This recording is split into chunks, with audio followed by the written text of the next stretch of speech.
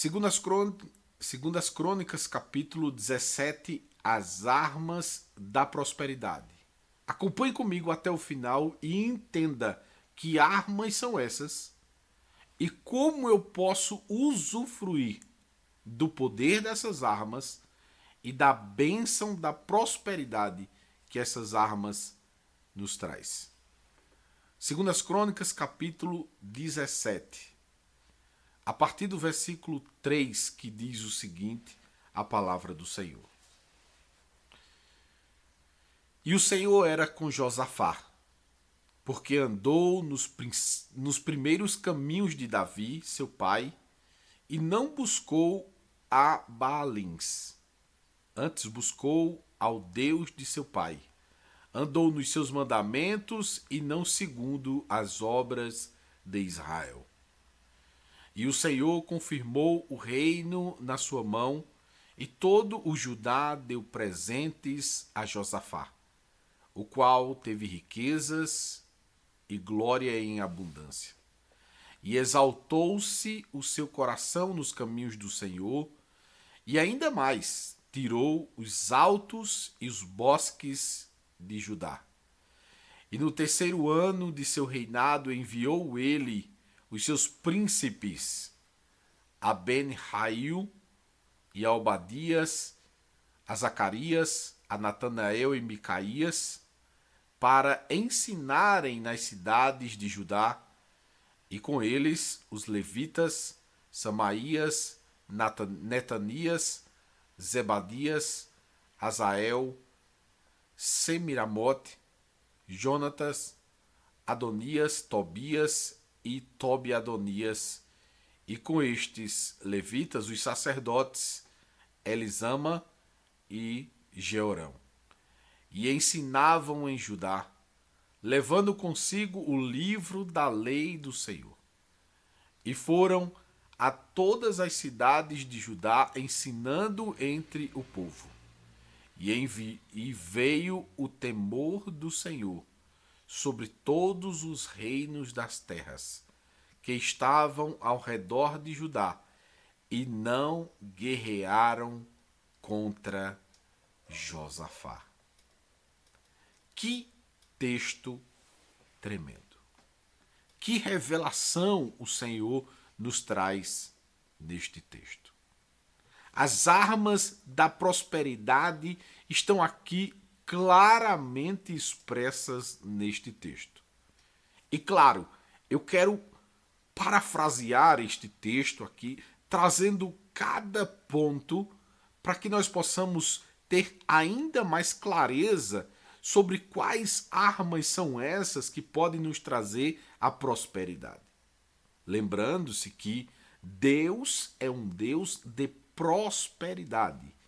E o que é interessante quando eu falo a respeito disso é que eu não estou falando apenas de riqueza financeira. Não é apenas isso. A prosperidade que vem de Deus não se resume à parte financeira de nossas vidas. Ela é muito mais abrangente, ela atinge todas as nossas áreas.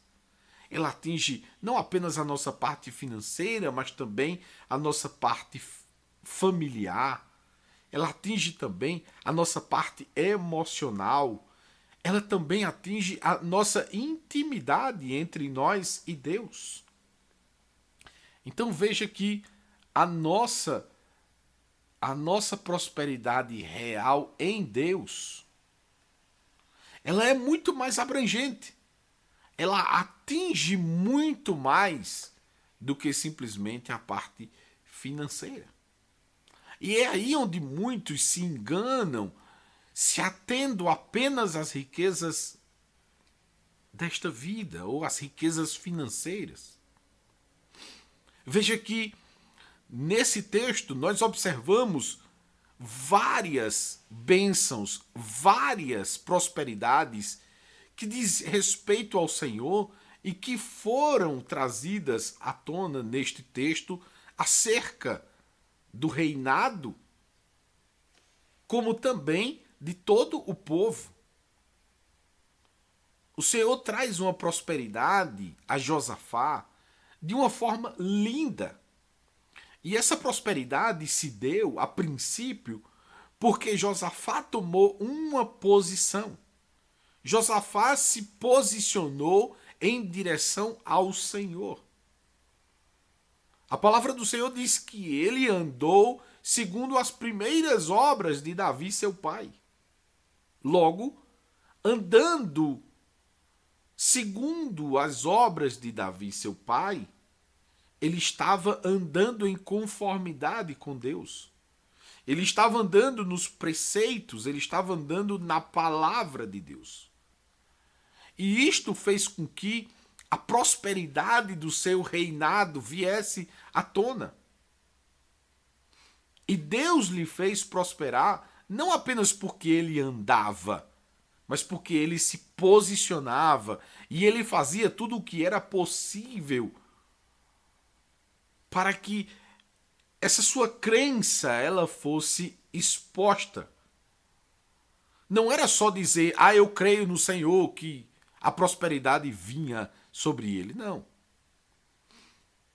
A palavra do Senhor diz que Josafá andou segundo as obras e buscou a Deus. Veja que antes ele buscou a Deus.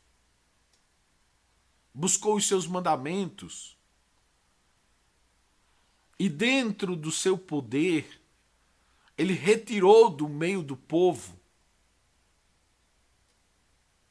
Ele retirou do meio do povo as coisas erradas que haviam. Veja que, além de andar em conformidade, além de buscar mais conhecimento acerca da lei do Senhor, ele ainda tomou posições de liderança, retirando tudo aquilo que não fazia parte do reino. Todos os objetos de adoração, todos os objetos de desvio do Senhor foram tirados do caminho de Josafá e também do seu povo, visto que ele estava em condição de liderança. Então é importante quando nós observamos que, quando nós decidimos andar no Senhor, nós precisamos ter duas coisas específicas. Primeiro, conhecimento. Primeiro, Josafá buscou conhecimento nos mandamentos do Senhor. Segundo, execução. Se nós aprendemos que a palavra do Senhor nos direciona para uma condição, nós precisamos entender que a palavra do Senhor ela é uma palavra prática, não é teórica. É o que muitas pessoas se enganam. As pessoas acham que Bíblia Sagrada é um livro teórico, mas não é. É um livro prático. Então, se eu quero usufruir da prosperidade do Senhor, eu tenho que ter primeiro esses dois passos: conhecimento e execução. Esses são os dois primeiros passos que eu preciso ter para ter estas armas da prosperidade: conhecimento e aplicação. A partir disso, eu começo a desfrutar de uma intimidade com Deus que é abundante, que é sublime, que é especial. Eu começo a obter do Senhor aquilo que Ele promete em Sua palavra.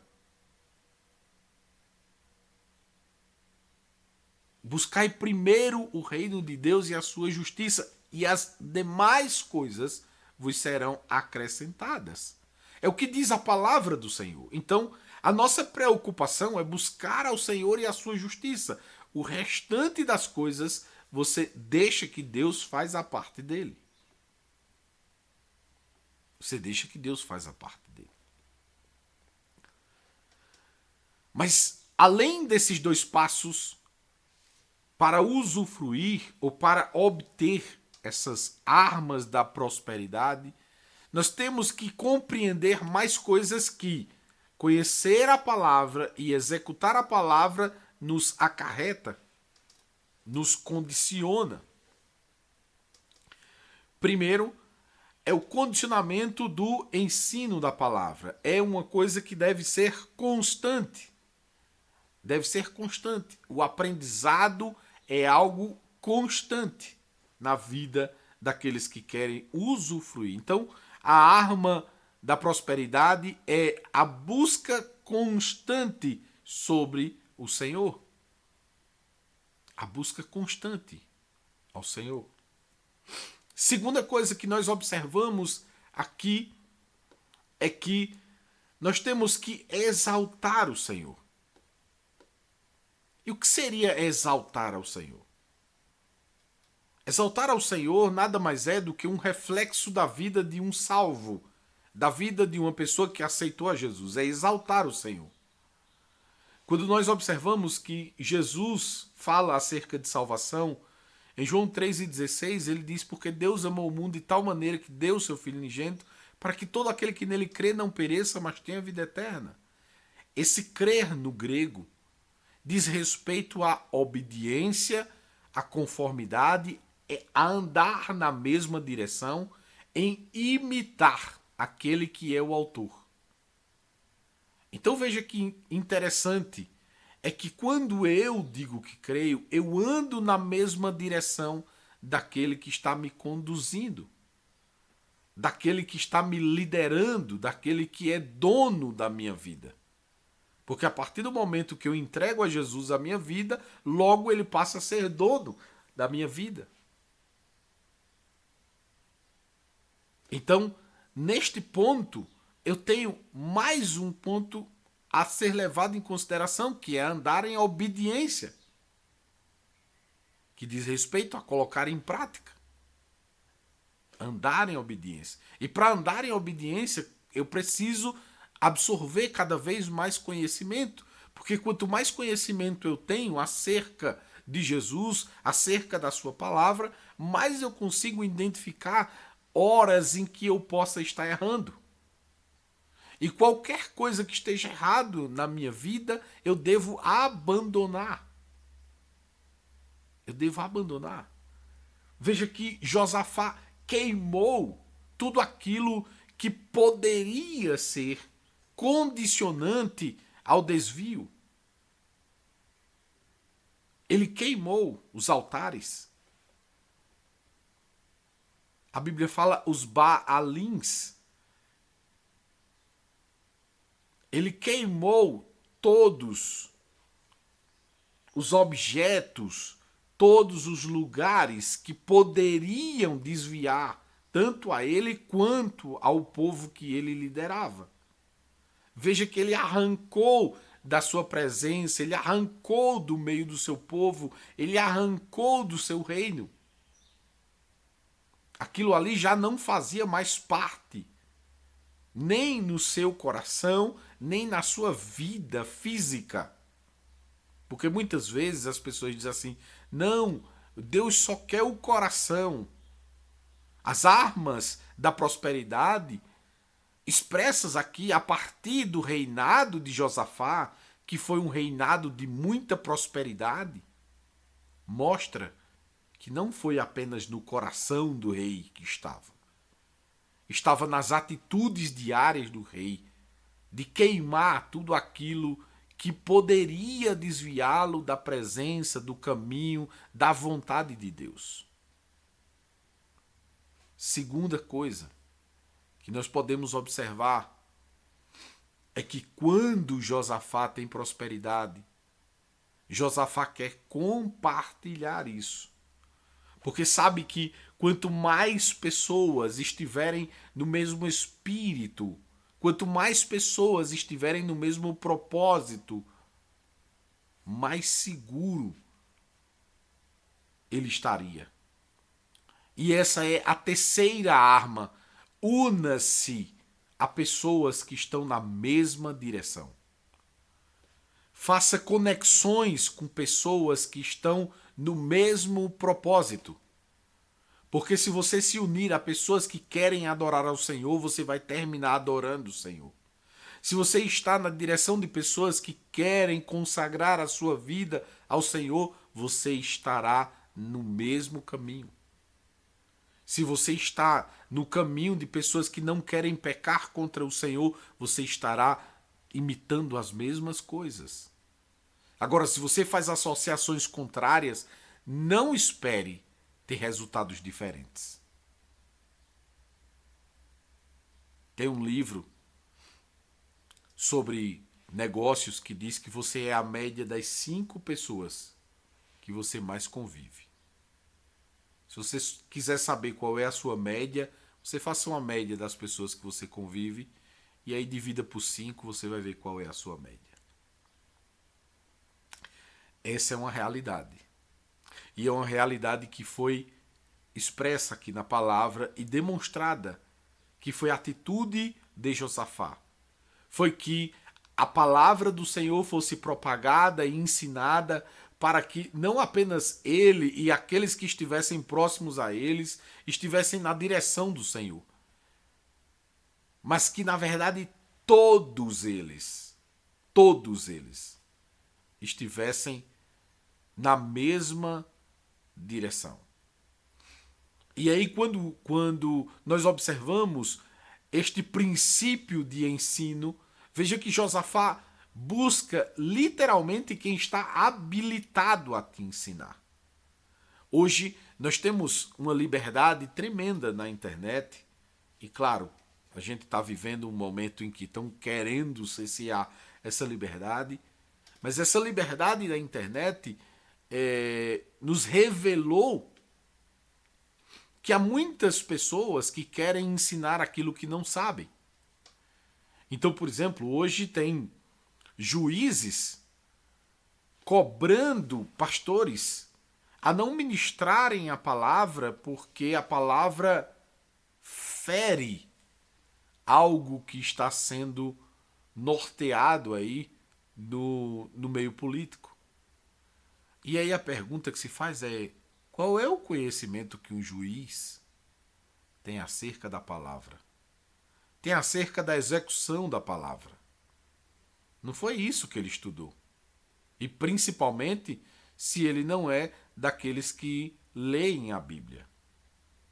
Como é que eles podem dar uma interpretação totalmente contrária? Como é que eles podem dizer que uma interpretação está correta ou não? Não faz o mínimo de sentido. E esta liberdade que se foi dada, de certa forma, é boa, mas tem os seus problemas. E no caso de Josafá, ele escolheu pessoas que estavam habilitadas a ensinar o povo o caminho certo. Não era só ensinar ao povo, era ensinar o povo o caminho certo. Porque o caminho da prosperidade em Deus é um caminho certo, não é um caminho duvidoso. Não é um caminho do talvez, é um caminho da certeza.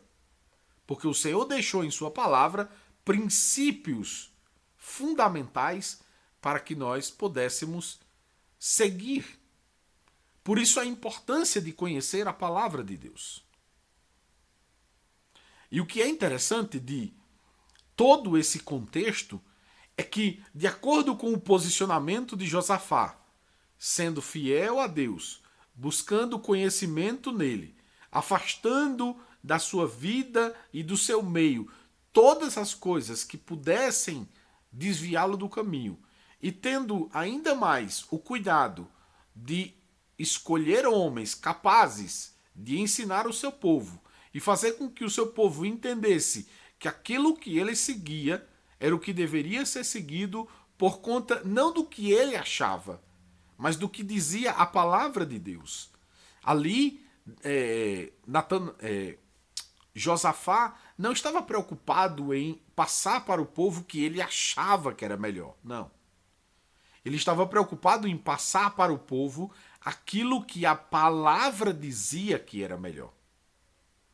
E é isso que nós devemos compreender. Não é o que o pastor Cleito acha que é melhor. Não. É o que a palavra diz que é melhor. Certa vez eu disse a um pastor que ele estava cobrando algo de suas ovelhas além daquilo que a palavra falava. E eu dizia: pastor, não é muito melhor o senhor se ater única e exclusivamente à palavra, porque a responsabilidade passa a ser da palavra e não sua? Porque se o senhor cobra alguma coisa além da palavra, a responsabilidade é sua. Então, se isso que você está cobrando não é certo, logo você será culpado. Agora, se você cobra única e exclusivamente o que está na palavra, quando vier ele contestar, você vai dizer, é o que está escrito, está na palavra. Ponto final. Não é responsabilidade minha, é de Deus que nos deixou a sua palavra, o seu manual. Então você tira até um peso dos seus ombros, porque a autoridade que está referenciando aquilo que é certo e que é errado não é você, é a palavra. Um instrumento que já foi provado por milênios. Não tem contradição, é um ensino comprovado, não apenas historicamente, mas cientificamente também comprovado. É um objeto de teste que pode ser testado. Então, você inibe a sua responsabilidade, aí eu coloco entre aspas, claro, que todos nós temos responsabilidade sobre aquilo que fazemos, sobre aquilo que falamos, mas que a referência daquilo que você faz, de que você ensina, está na palavra. Então é importante que nós tenhamos consciência de que isso que Josafá fez foi o que trouxe prosperidade para o seu reino. E dentro da prosperidade, trouxe algo ainda mais. Trouxe proteção divina. A palavra do Senhor diz que Deus trouxe um temor sobre todas as nações que rodeavam Israel. E nenhuma nação teve coragem de atacar Israel. Veja que a prosperidade não foi apenas riqueza. A prosperidade também foi de proteção. Então, se você quer proteção na sua vida, se você quer proteção da sua família, você tem aqui instrumentos poderosos que podem trazer essa prosperidade que é tão ampla no Senhor. Essa mensagem de hoje é justamente para que você compreenda o quão poderosas são essas ferramentas e o quanto isso pode trazer de bênçãos para a tua vida, para a tua família, para aqueles que te rodeiam. Imagine trazer um temor a todas as nações que poderiam atacar o reino de Josafá. E não apenas isso. Não veio apenas um temor de não atacar. Veio mais. Veio mais. Além de não guerrear contra Josafá e o seu reino, ainda lhe enviaram presentes. Prata como tributos, quer dizer, ainda trouxeram riquezas para eles, riquezas materiais. Veja que coisa interessante. A decisão, o posicionamento de reinado de Josafá fez com que ele obtivesse do Senhor sucesso no seu reino, sucesso na sua liderança, sucesso no povo, na sua nação, proteção e ainda riquezas. Veja quantas coisas estas armas da prosperidade trouxeram. Veja quantos benefícios essas armas da prosperidade trouxeram para Josafá. E aí, se isso é um exemplo para Josafá, o que é que isso tem de diferente das nossas vidas? Absolutamente nada tem de diferente. Se nós seguirmos estas armas e aplicarmos ela em nossas vidas, com certeza teremos os mesmos resultados. teremos as mesmas consequências. Teremos as mesmas bênçãos que Josafá teve em seu reinado. Teremos as mesmas bênçãos que Josafá teve em seu reinado. Então lembre-se, 2 primeiros passos: conhecer a palavra e praticar a palavra. Esses são os 2 primeiros passos. Depois, os posicionamentos. Primeiro posicionamento é afastar tudo aquilo que possa me desviar. Segundo, é preparar aqueles que estão ao meu redor ou escolher pessoas preparadas para estarem ao meu redor. Segundo, as minhas conexões devem ser totalmente alinhadas ao meu propósito. Devem estar andando na mesma direção que eu. Quarto, deve-se escolher pessoas habilitadas, com condições reais de ensino, para que o ensino seja ensinado, para que o ensino venha a ser algo benéfico, algo que dê real direção ao Senhor, ao reino.